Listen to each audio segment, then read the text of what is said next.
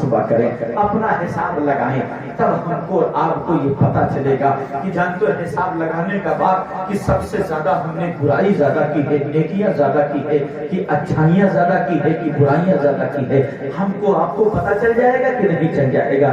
ذرا آپ سوچئے تب آپ کو پتا چلے گا۔ اور آج اگر ہم پر موت واقع ہو جائے تو یقیناً ہمارے پاس نیکیاں زیادہ ہوں گی کہ گناہ زیادہ ہوگا، یہ ہر آدمی کو پتا چل جائے گا۔ اگر ہم اپنا محاسبہ کریں تو یقیناً پتا چل جائے گا، اپنا حساب لگائیں تو یقیناً پتا چل جائے گا۔ تو جب حساب لگائیں گے تب پتا چلے گا۔ تو میں یہ کہتا ہوں کہ اتنے لوگ جو موجود ہیں، اگر ہم میں سے کسی پر موت واقع ہو جائے تو یقیناً گناہ زیادہ لے کر ہم جائیں گے، اور جو نیکیاں لے کر جاتے ہیں زیادہ، ہم ان کی بات نہیں کرتے ہیں، لیکن اگر مجھ جیسا انسان ہے تو گناہ اس کے زیادہ ہوں گے، اور جب گناہ لے کر جب ہم قبروں میں جائیں گے تو اسی حساب سے ہم کو ٹارچر کیا جائے گا، اسی حساب سے ہم سے سوالات ہوں گے، اسی حساب سے ہم کو قبر میں عذاب کیا جائے گا۔ آپ ذرا سوچئے، اسی لیے تو میرے آقا ارشاد فرماتے ہیں امتی امت مرحومۃ تدخل فی قبورها بذنوبها تخرج من قبورها لا ذنوب علیها وتنحس عنها باستغفار المؤمنین لها۔ میرے آقا فرماتے ہیں میری امت مرحومہ جب قبروں میں رکھا جاتا ہے تو گناہوں کے ساتھ رکھا جاتا ہے، گناہوں کے بوجھ کے ساتھ رکھا جاتا ہے، لیکن کل قیامت کے دن جب اسے قبروں سے اٹھایا جائے گا تو نیکیوں کے دفتر کے ساتھ اٹھایا جائے گا۔ آخر یہ گناہ گئے کہاں، یہ نیکیاں آئی کہاں، گناہ مٹے کیسے، یہ نیکیاں آئی کہاں سے؟ تو اس کا مطلب صاف ہو گیا ہے۔ وہ صاف یہ ہے کہ ہمارے عزیز و اقارب رشتہ دار گھر والے اولاد جو نیکیوں کا تحفہ قبروں میں بھیجتے ہیں، یہی نیکیاں ہمارے گناہوں کو مٹاتی ہیں اور نیکیوں میں اضافہ کرتی رہتی ہے، اس لیے ایثار ثواب ضروری ہے۔ اور ایک آخری بات میں کہہ دوں، آج جو صاحب خانہ ہمارے پردھان جی نے یہ پروگرام رکھا، سجایا بسایا، علماء کی ضیافت کی، طلبہ کی خدمت کی، جو قرآن خوانی کی شکل میں جو کچھ عمل صالح کی شکل میں انہوں نے کیا، حدیث مصطفیٰ میں آیا ہے اس کو رحمت کے تھال میں فرشتے سجائیں گے، اور سجانے کے بعد لے جائیں گے سرانے اس مرحوم کو یا اس مرحومہ کے رکھیں گے، یا ہمارے مرحومین کے پاس لے جا کے رکھیں گے، کہیں گے اس قبر سے دیکھ تیری اولاد نے نیکیوں کا تحفہ بھیجا ہے، جب تو آیا تھا، یا اس مرحومہ سے کہیں گے جب تو آئی تھی تو تیرے قبر میں اندھیرا تھا، اب جا کے دیکھ اپنی قبر، اٹھ دیکھ اپنے قبر میں، اب اندھیرا نہیں ہے، نور ہے، نور ہے، اب قبر میں نور ہی نور ہے،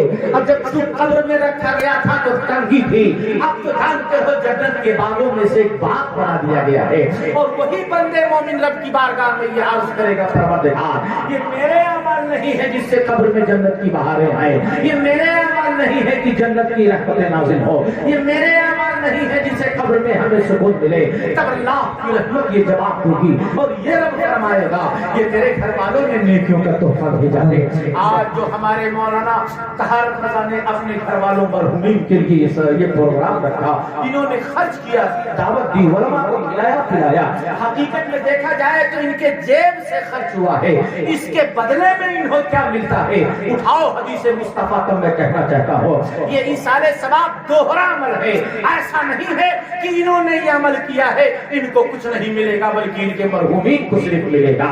اٹھاؤ حدیث مصطفیٰ میں جب ہمارے مرحوم و مرحومین میں سے جب انہیں قبروں میں جانتے اور نیکیوں کا تحفہ ملتا ہے تو رب کے بارگاہ میں ہاتھ اٹھا کر یہ دعا کرتے ہیں پروردگار جس طرح میری اولاد نے تکلیف اٹھائی ہے، میری اولاد نے جانتے اور نیکیوں کا تحفہ بھیجا ہے، میری اولاد نے خرچ کیا ہے، نیکیوں کا ذخیرہ بھیجا ہے، اے پروردگار تو بھی ان سے خوش ہو جا، ان کی دنیائی زندگی کو سنوار دے، ان کے اخروی زندگی کو سجا دے، تو پروردگار بھی ان کی دعاؤں کو قبول کر لیتا ہے اور اس کا صلہ ان کی اولادوں کو دے دیتا ہے۔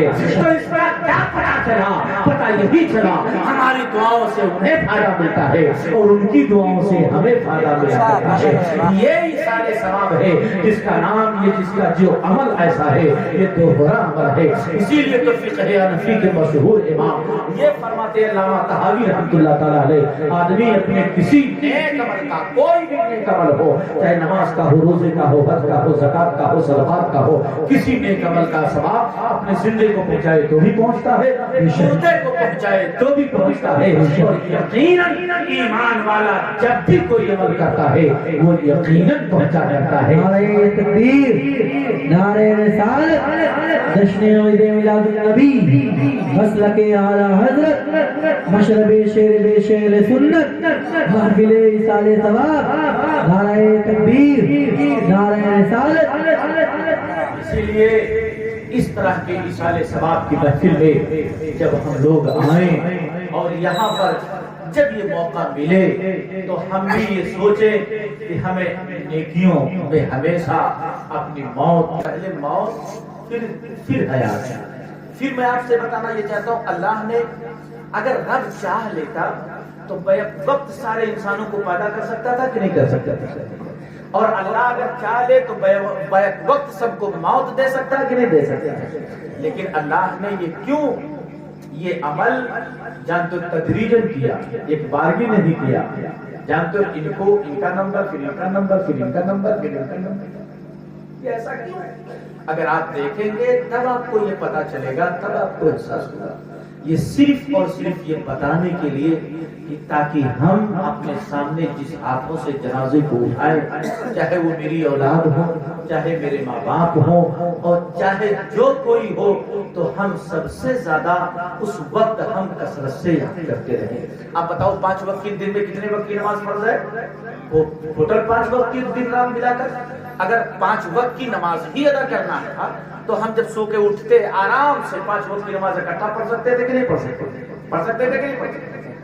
پڑھ سکتے تھے. لیکن یہ کیوں؟